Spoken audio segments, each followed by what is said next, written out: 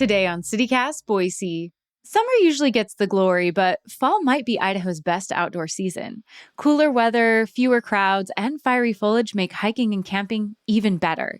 Plus, we're sharing a few of our favorite secret spots that you'll want to check out before autumn slips away. It's Thursday, September 4th. I'm Lindsay Van Allen, and this is what Boise's talking about.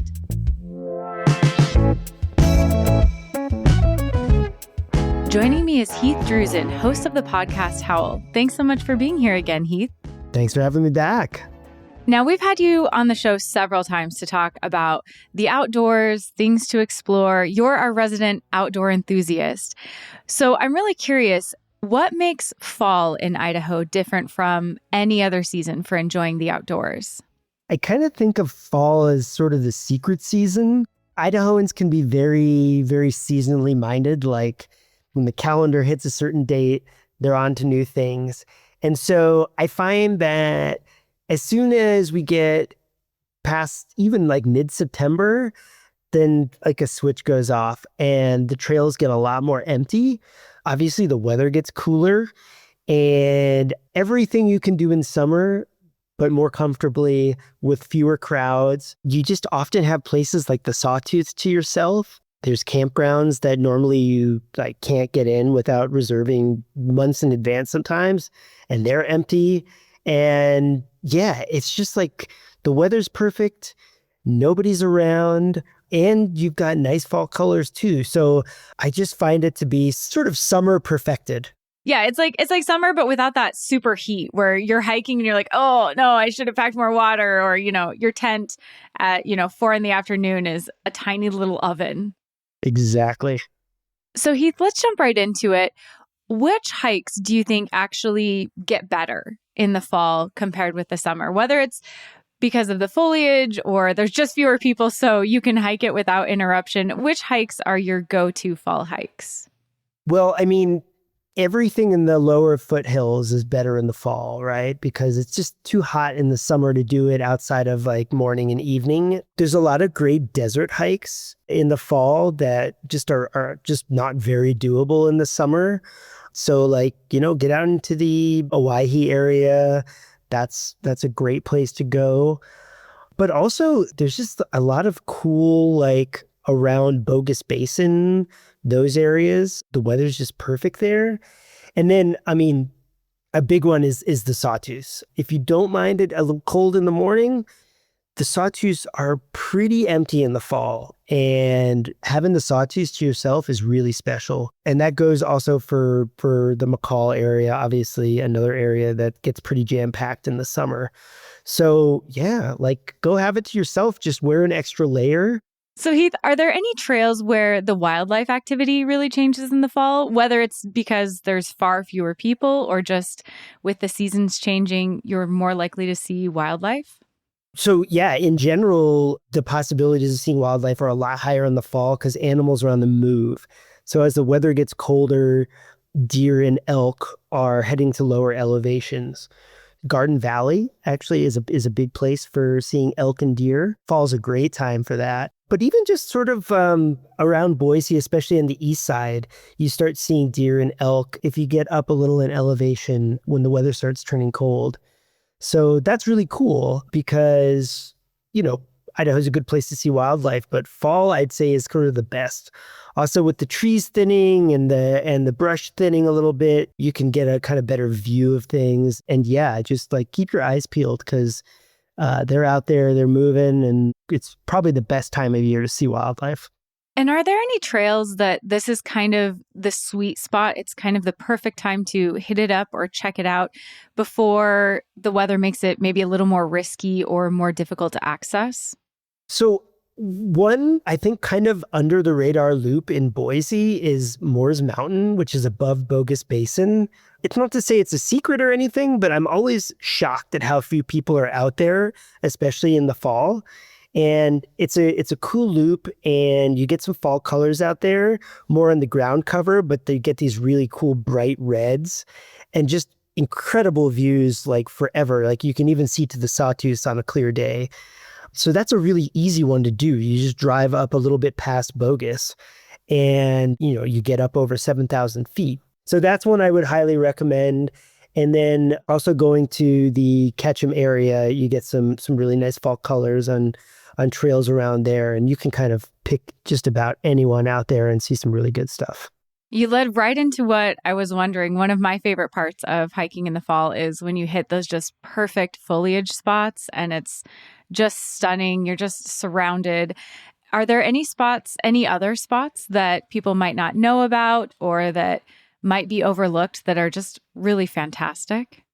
Yeah, go to Redfish Lake and have it to yourself. Like Redfish Lake is just, I mean, it's great any time of year, but man, it's just so packed in the summer. And if you go in the fall, there's some nice fall colors around there and there's nobody there. And especially like on a moody fall day when it's kind of gray and the peaks are sticking up into the clouds there, I really like that spot. Also, you can get some fall colors around Ponderosa State Park and McCall. Another area that can be kind of obnoxious at high season because there's just too many people, even though it's gorgeous. But yeah, go kind of have a ramble around that state park and you can find fall colors, have that to yourself as well. Ton of wildlife there. See a lot of deer out there and people see moose quite a bit. So those would be two big ones. A little farther afield, if you go past Sun Valley, everything past Sun Valley on the way to Stanley, you can't go wrong. And you will probably have it to yourself. But a lot of aspens out there with these nice golden colors and a ton of wildlife, ton of elk out there. It's family picture season. People want to get those shots for Instagram. Are there any spots near Boise that you could just, pop over? It's not a super long drive and get some really gorgeous foliage. It's a little tougher closer to Boise. I did mention Moores Mountain, and that is one place you might have to hike a little bit to get the colors there. Don't sleep on the Boise River. There's quite some nice fall colors there. And if you go kind of on the east side of town, that can be a really nice place. If you go out towards Idaho City, there's also some places where you can find some fall colors out there as well, which is, a little bit closer than obviously McCall or Stanley. Now, we've also had you on the show to talk about fall camping and why you love fall camping, why it's your favorite and people shouldn't sleep on it. My issue is always, I just get so cold. I don't like being cold. I hate being cold. I'm cold averse. So what are some spots where it's great fall camping, but maybe the elevation isn't so high, so I'm not going to freeze? Or on the flip side, what are some fall camping spots where it's worth it and I just should bundle up and tough it? Okay, we'll start with the camping that's not as cold. Yeah, elevation's key, right? So the places closer to Boise, I mentioned Idaho City just now. There's a lot of campgrounds around the Idaho City area that are actually not a lot higher than Boise, so it won't be as cold there. Basically, if you take 21 up towards Stanley and before you really start climbing, there's a ton of beautiful spots there that are pretty low elevation, like 4,000 feet and even less. So that's a really good place for folks who don't want to wake up too cold. There's also desert areas, right? Like I mentioned, like go out in the Owyhees. Those places will be a lot more mild.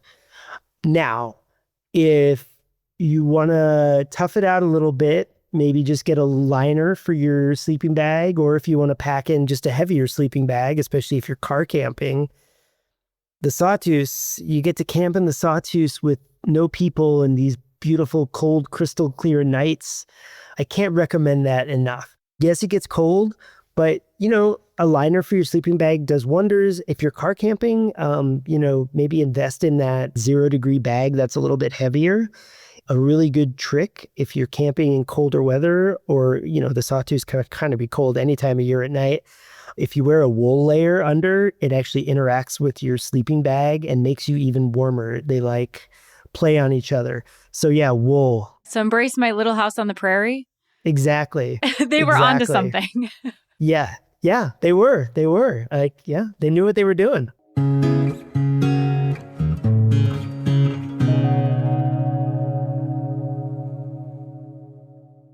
Okay, so Heath, every time I have you on the show, my goal is to get you to reveal something that you've been gatekeeping that is like one of your favorite spots that maybe people don't know about. So if you'd share it with me, please do.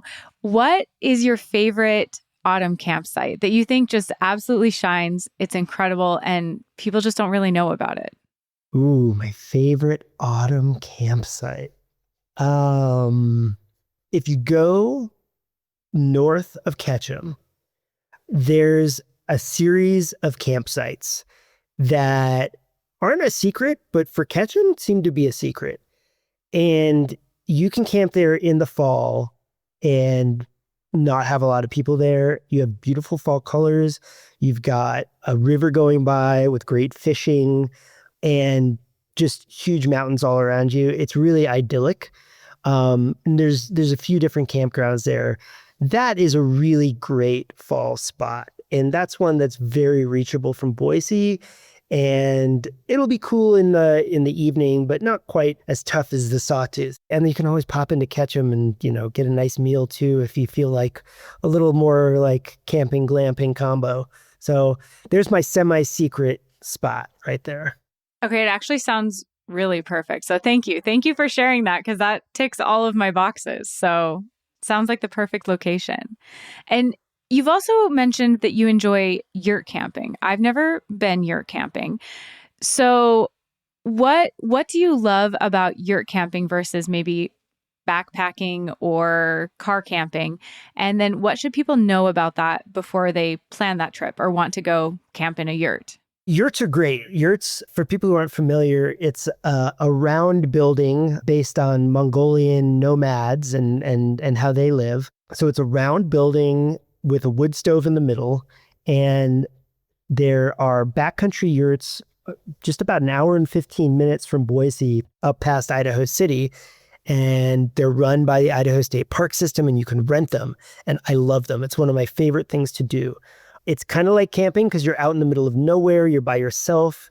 There's really nobody out there. The stars are amazing. There's wildlife. It's gorgeous. But you kind of have a house. Like you hear everything, you hear the noises, you get the feel, but you've got a wood stove, you've got a bed. So it's a very nice, like, compromise. They're in beautiful areas.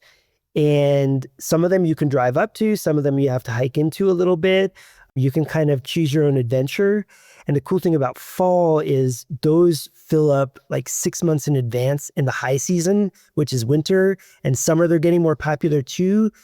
But I checked, and right now you can still rent Idaho City backcountry yurts in the fall. Even some weekend dates are out there. So that's another good reason. And there's just nobody there in the fall. And there are some fall colors out there. You can get a little bit of everything. You just hike in the woods and it's quiet and beautiful and you have it to yourself. And then you come home and you've got, they're stocked with wood too. You don't have to bring your own wood. So. Oh, that's a huge perk. Oh, yeah. They're very well stocked. They've got pots, pans, cutlery. You basically just have to bring food. If you're into that kind of thing, a beer, maybe a nice craft beer in the backcountry, never hurt anybody. It's one of my favorite Idaho experiences. I highly recommend it. Oh, okay. Well, I didn't know that they came stocked. Why have I not done this? I just thought it was going to be like, just like a building in the wilderness. Okay. No, well, I've been it. doing too much. I should have been yurt camping. So, Heath, we're heading into fall, and one of my favorite parts of fall is Halloween. I love a spooky vibe. So, if somebody's looking for maybe a spookier fall vibe or outdoorsy Halloween experience, are there any eerie hikes or ghost towns or creepy spots that you'd recommend? So, there's a sort of semi-ghost town called Silver City up in the Owyhees that's surprisingly only like, depending on how fast you go, like 2.5 hours from Boise. And Halloween is kind of their last thing before they close for the winter. So that's a cool thing that you can do. And the town, if you believe in this kind of thing, is totally haunted. Like there's all kinds of lore, especially the old hotel. It's being haunted by multiple ghosts. So you can go up there and get all those stories, and you're in an old mining town that's pretty intact. So that's pretty cool. And that's a less ambitious thing. It's not something you need to hike to. You can drive up there, but you can also go hiking in the Owyhee Mountains, which not a lot of people do. So I like that. Closer to home, I really like walking around the Fort Boise Military Reserve Cemetery on a cool fall day, especially when it's overcast. I think a lot of your listeners probably have walked by it, and some of them maybe have walked in it, but it's really interesting. Like it's this 19th century graveyard, and there's all kinds, and it's a military graveyard. So you've got all these extremely old headstones from like all kinds of conflicts that like you've sort of barely heard of, all these kind of settler conflicts from the Old West. And I like that graveyard on an overcast, creepy fall day, and that's a very accessible place to do it. Oh, as a fellow graveyard aficionado, that sounds perfect. I always love a good graveyard walk in the fall. So that's a fantastic recommendation. And before I let you go, do you have any favorite spooky campfire stories or folklore tied to Idaho's backcountry that makes for a good story around the campfire? Well, I mean, I had my own kind of experience in Yellowstone a few years ago where it was a pretty cool day and I was hiking by myself and I actually ran into a mama wolf and her three pups about 200 feet away from me, like one in a million experience. And after she looked at me for a while and patted off, she linked up with her pack and they all were howling like I was basically surrounded by wolf howls for like, I mean, it felt like an hour, but it was like 2-3 minutes of just solid wolf howls. And I'm sitting there by myself in the wilderness, like in the howls. And it was very cool. It was very exciting, but it was also like pretty eerie and creepy. And yeah, like if I could bottle that for Halloween, it had all the feels. I was going to say, I'm sure were the hairs on the back of your neck just as high as they could go? Oh, yeah. Oh, totally. I was like transfixed and also just like, yeah, I know enough to like know that like there wasn't anything to really be nervous about. But then again, you never know. And being alone, I think just sort of amplified it. Yeah, yeah. Your primitive brain was like, it's a little danger there. My lizard brain definitely had a little bit of flea left in it. Yeah. Well, Heath, thank you so much. I really appreciate all of these recommendations. And there are definitely a few spots I'm going to check out, including snagging a yurt spot before we air this so I can get one for sure. So thank you so much. Thanks for having me. I love talking camping and hiking.